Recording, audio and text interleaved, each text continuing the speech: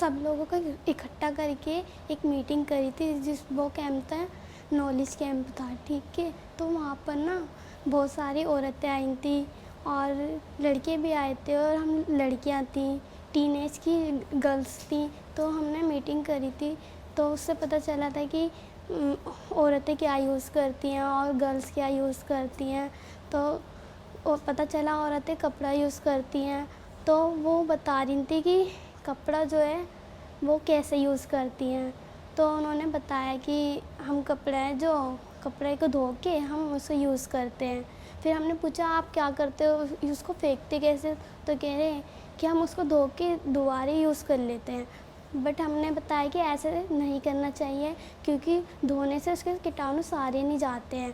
तो हमने उन्हें बताया कि ऐसे यूज़ करना चाहिए। अगर आप कपड़ा यूज़ कर रहे हो तो उसे यूज़ करने के बाद उसे रेपर करके अखबार में उसे फेंक देना चाहिए डस्टबिन में।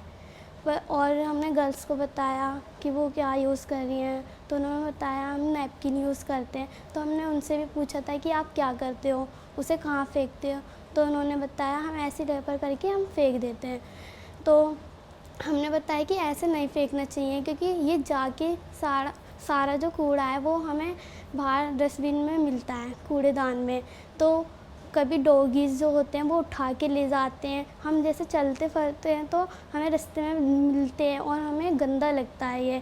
हमें ऐसा नहीं करना चाहिए, इसे पूरा हमें नष्ट करना चाहिए। तो इसके लिए गुजरात से कुछ मैम आई थी, उन्होंने हमें बताया था इंसुलेटर के बारे में।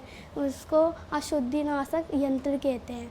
तो उन्होंने हमें ये भी बताया था कि कैसे यूज़ करना चाहिए उसको। उन्होंने हमें हर तरीके से यूज़ करके बताया था कि पहले हमें उसका ढक्कन हटा देना चाहिए, उसमें उसको मतलब जला देना चाहिए, जिससे उसको जलाने के बाद एक राख निकलती है। हम उसका यूज़ हम खाद के लिए भी कर सकते हैं।